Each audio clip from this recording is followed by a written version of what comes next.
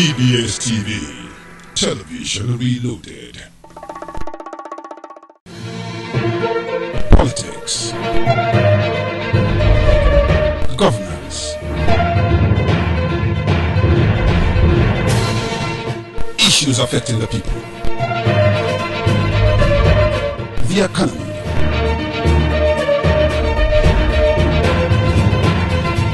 State in Focus, weekdays on EBS.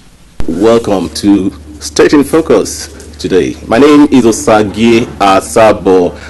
We'll be looking at matters arising from the curfew, which itself is a fallout of the COVID-19 situation in the world, in Nigeria and in Edo State, and to look into the matters arising today is no other than a social commentator and a development worker. Please join me to make welcome Comrade Austin OSAKUE. Good to have you today, sir. Thank you very much. Good morning, viewers.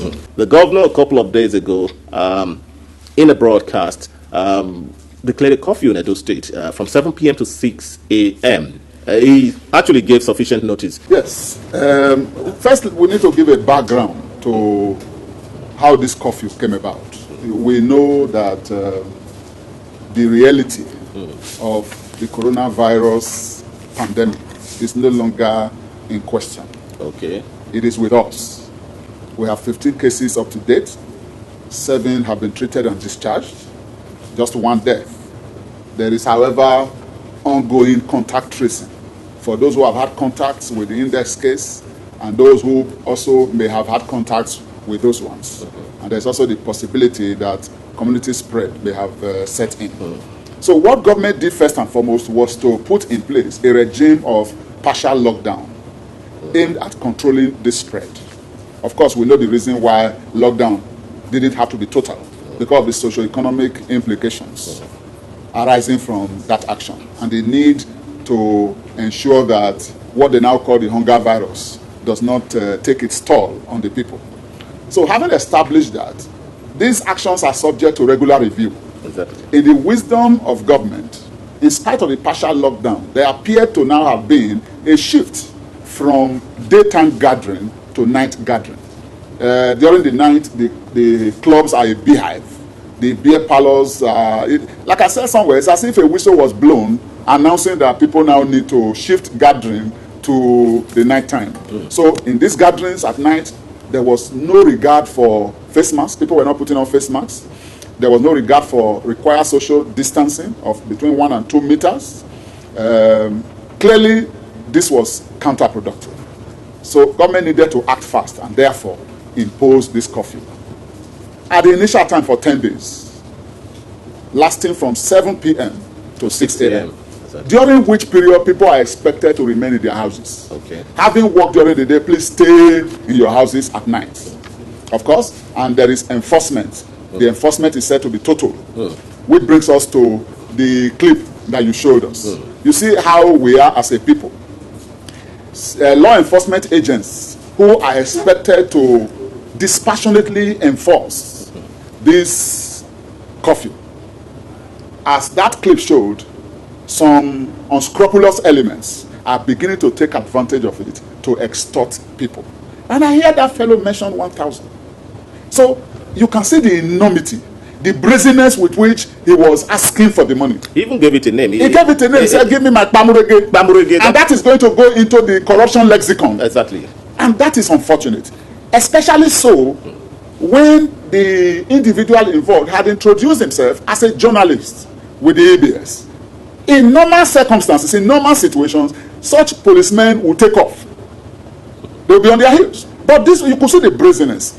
So I hope that the Commissioner of Police has seen this and is going to make efforts to ascertain the policemen who were at that night junction along Sapler Road as reported and take stringent actions and publicly do so to serve as a deterrent to others. Not just the police, all other security agencies that are involved in this. It is condemnable and it is setting back the beautiful plans and intentions of government in this regard. Yes, I know the police certainly have their fault. I mean, it was so obvious. But what do you think should be the measure taken by those on essential duties, such as the journalist that was involved in that scenario? What should be the measure taken by us? Shouldn't we have something to properly identify us? There are passes, and perhaps journalists, health workers, and all should reach out to the response committee at the state level. Okay. I know there is a regime of issuance of passes for those on essential duties, so that these persons will know that when those passes are shown, they are given passage to go. The security agencies will be made aware. Okay. So anybody who now, even if you are on essential duty and you have been issued a pass and you do not show the pass, then you are inviting problem for yourself. As they will say, voluntar non fit injuria. Okay? So, but essentially to mention that the curfew does not involve those on essential duties, medical and health workers, security staffers, journalists, and any other set of workers identified and falling under the category of essential workers. Okay. The security agencies, their leadership must educate their men who have been charged with the responsibility of enforcing this curfew to understand this. And then we appeal to Edo people. Don't dare authority. If instructions have been given, please abide by such instructions to avoid embarrassment. There is a curfew and the authorities have said it is total. So by 6, begin to move home. And the excuse I find again is that I was rushing home, but I was held up. It's no excuse. We often say that if you know that you want to go early for a meeting, please leave home very early. In this same way, you know that the curfew starts at 7. Don't walk towards 7. Go early to avoid embarrassment. So that needs to be said. However, in spite of this curfew, we need to keep re-emphasizing that there's a regime of regulations put in place by government to curtail the spread. And I like to re-emphasize them.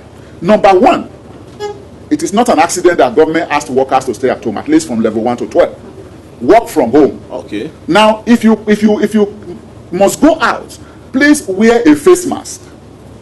Wear a face mask. Luckily enough, there is local production of face masks now, which has crashed the price. I understand some are selling now for as low as 100 naira. Please, let's make effort. It's for our own protection. So, number 1 regulation: if you must go out, wear a face mask. 2, observe social distancing. This has nothing to do with whether you know the person or not, whether the person looks healthy or not. The important thing is that understand that this virus moves from person to person. It doesn't move on its own. It's human beings who carry it along. The fact that you have lived in the same house with somebody for years doesn't mean the person is looking so healthy. You don't know where the person has gone and who he has made contact with. So observe social distancing. All right? Now, the third is that we need to up our regime of hygiene, and that is by washing our hands regularly. In fact, in the governor's address, he mentioned as many as 10 times in a day. If you can do it more than that, please do. And let me say that it is not just water, it's running water. It's running water. That's with why soap. Yes, you must have soap, detergent, and the water must be running. This is crucial. It's not a matter of putting water in a basin, you wash your hands, another person comes, washes the person's. The essence is that you wash in running water, and whatever virus in your hand flows away. That's crucial. So these are the 3 main regulations that we are expected to observe, and please, let's keep observing these regulations. It's in our own interest. Okay, let me follow up on what you mentioned earlier on as the opportunity given to local producers of face masks to produce it so as to force down the prices. Shouldn't there be a specific requirement for what should be seen as adequate for a face mask? I hear that the Standards Organization of Nigeria is insisting on a certain standard. I expect that first and foremost, what a face mask does is to cover the nose, the mouth. So any face mask that must be out there must be one that can cover the nose and the mouth adequately. All right. The second thing to observe, I've read what the SON said, is that those who are producing this thing must ensure that they use pure cotton. Okay. Don't just pick any rag anywhere and say you are producing, because that one is washable and reusable. That's what makes it different from these other psychedelic ones that we find. So the material should be pure cotton, so that people can use, rewash, and reuse. State in Focus, weekdays on EBS. One of the pillars of government intervention is the area of we care as a people. And to drag that home, we have to love our neighbors as ourselves. Some of us have been so blessed. There are multi-millionaires amongst us, there are billionaires. The first thing to understand is that you are either a victim or you are impacted upon. So the possibility that everyone could get it is there. So that's one reason why we need to dole out from the much that God has blessed us with to the less privileged, to the vulnerables around us. If everyone is doing that in the area, we may not even have the necessity of calling on government. Exactly. All right? But government is taking the lead and others must follow. However, and I need to drive this point home, we can't burn the candle from both ends. Let's not do good in one way and create a problem the same way. When you call people for distribution of relief materials, don't forget that there is a subsisting regulation of social distancing. A lot of the clips I see where items are being given out, people are clustered together. It's wrong. It doesn't detract from the goodness of that intention. However, it should be properly done. I have seen ones done in certain areas where they actually arrange, they give at least 1 meter between people, and they are sitting down very well, and then they give these things out. Everybody putting on a mask, and it should be a requirement. All right? But I know that it's a difficult thing to enforce in rural areas, but we must go the extra mile to enforce it. And once we do it right, it's on television like this, others will take a cue. So this is important. State in Focus, weekdays on EBS. You just heard that again. That's to further remind us of the need to be very, very serious about this fight against the COVID-19 situation. And I hear that the state government has now put a machinery in motion to see that health officials move now from house to house, screening and testing. But how far has it started? How is it going to work out? Yes, let me establish clearly that what is put in place, what is beginning today and actually has begun this morning, it's not a house-to-house screening. It's a mobile screening. The difference is that the people are not moving from house to house. However, the locations, they are moving from one location to another. For instance, as of today, screening will be taking place in Ebenezer Primary School. There's one in Government House. There's one in Ugbo Village. There's one in Amagba Village, and so on. There are about 10 centers like that where screening will take place. So when they have attended to people at those locations, they now move on again to another location. For instance, all of the places I've mentioned now are in Oredo. When they exhaust those locations I've mentioned, they move on again to another area. So they are not moving from house to house. So we know the implications of the house-to-house thing. Have they started? It has started this morning. And we need to strike a difference, a note on the difference between screening and testing. Screening is not testing. Screening simply means interviewing somebody, clerking the person, asking the kind of questions that will show whether the person is likely to have the virus already by tracing the history. Perhaps has the person traveled recently, or has he met somebody who has traveled recently? All of those questions. How does the person feel? Is the person coughing? Is the person sneezing? Is the person's temperature high? And all of that. All of those questions that they will ask and take the history are what we refer to as screening. It is from there that there will be escalation where necessary for testing. If that screening shows clearly that this fellow is not likely to have that, is left aside. But those who have any likelihood, they are sent for testing. So, and there are testing centers. The 4 hospitals in Benin, testing is going on there. I mean, Irua, UBTH, Stella Obasanjo, and the Central Hospital. So, but what is going on is mobile screening. And I am sure that the committee will send to the various media houses those locations so that you can expose them to the public and they will see. And then all around the city, there are banners now and posters showing where the locations of these screening centers are, so that people can take advantage of this. And that's why we are asking that there should be no stigmatization. People should not fear. There's no pride about it. The earlier you go out and test and screen and test, the better for you, because you are now sure and your mind can be at rest. Because there's fear out there. But we hope that people will gradually come out, get screened, and then get tested. Wonderful. Beautiful analogy. But you are yet to tell me what plans are on ground for our fathers and our mothers and our brothers and cousins in the villages. We have been talking as if all of the concentration is mainly in the urban centers. Are there plans to take these messages further down? Beautiful. How much enlightenment are we doing? Thank you for the question. You know, the rural setting is somewhat different from the urban center. Exactly. In the urban center, you can rely on television, radio, social media, and all of those things. So what the committee devised is, first, to map out these rural areas and ensure that we know where they are. Okay. Two, because of the unusual terrain, there are town announcers, what we used to call town criers, okay, who have megaphones, who are moving from one location to another, announcing to the people the same information that is being delivered to those in urban centers. Meanwhile, don't if you want to go out, please put on your face mask, wash your hands, improve hygiene level and all that. However, like I said, there's a peculiarity in the rural areas because of the socio-economic implication of this whole virus situation. So, the farmers in that agrarian setting, we don't insist that they stay at home. They can go to farm. Exactly. That's because life has to go on. Exactly. All right?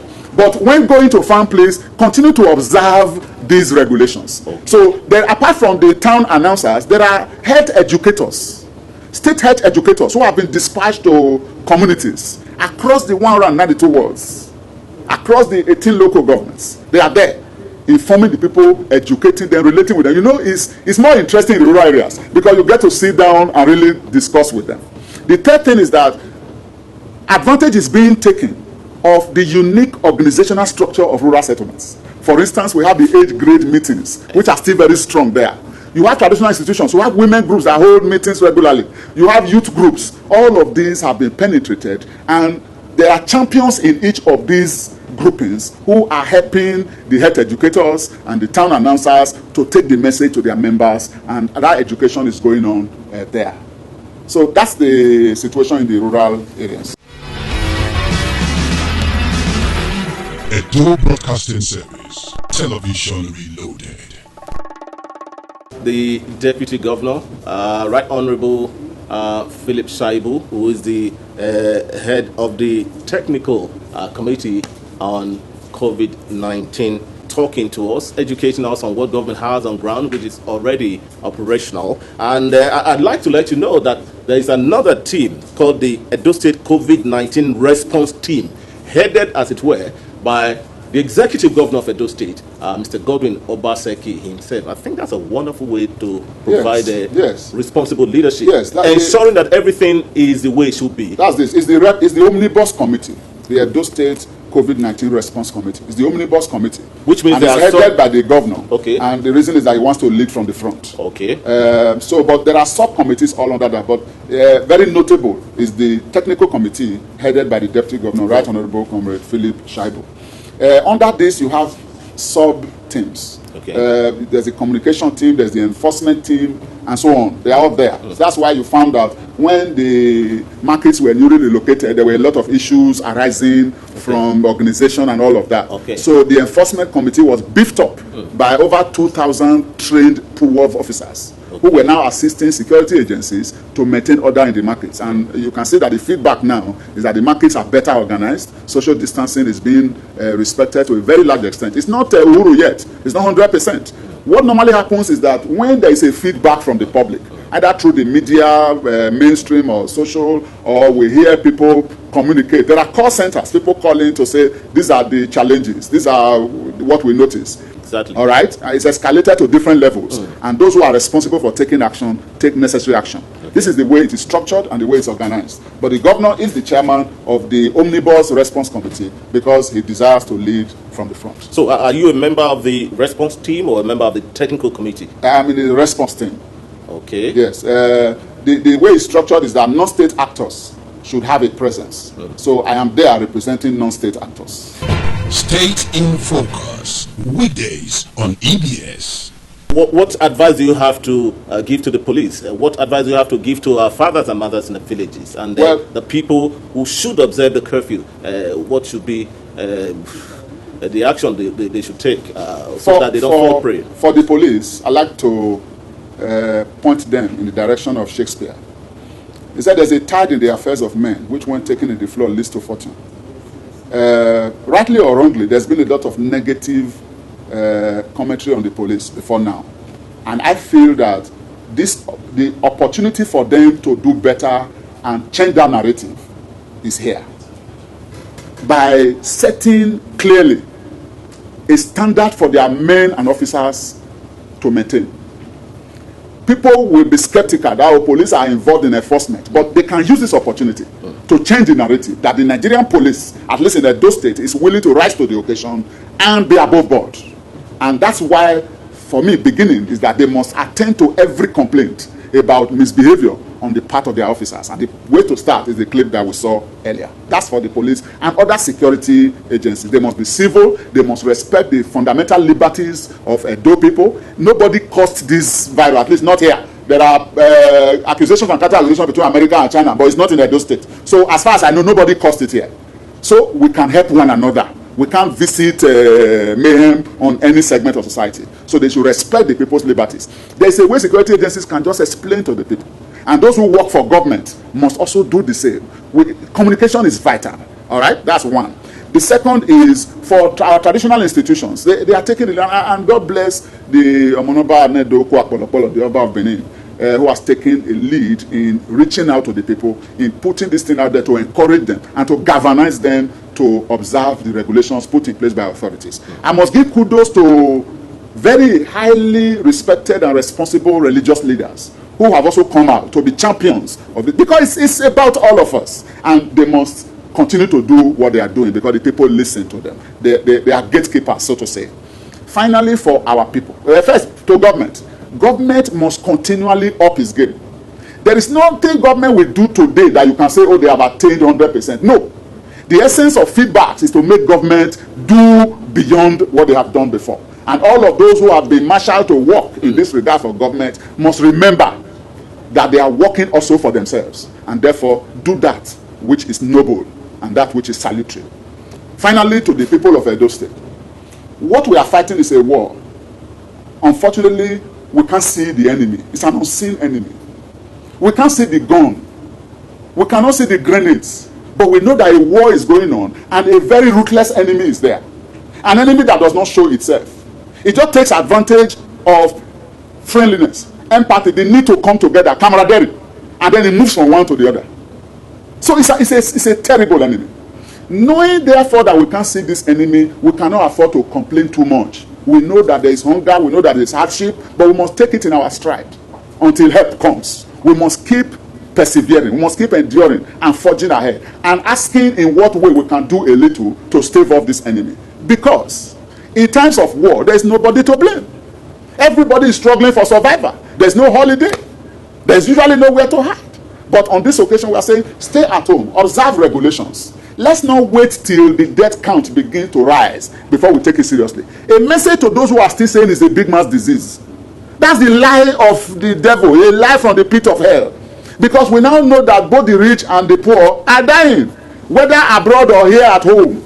Those who say, oh, this thing was brought by God to punish those in government. No, we now know that both those in government and those outside government are contracting this virus, and they're dying.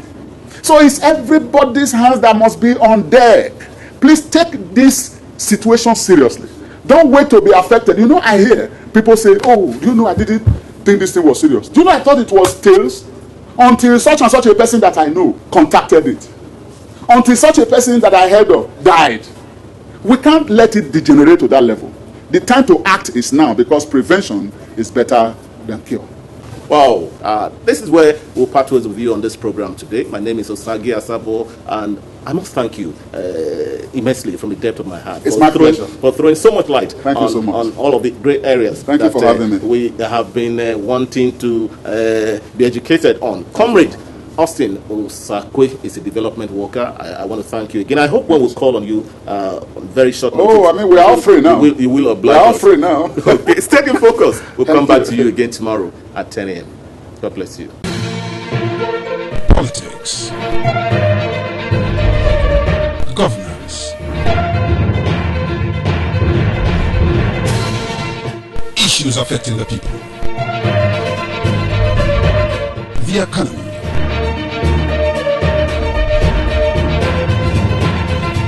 State in Focus, weekdays on EBS.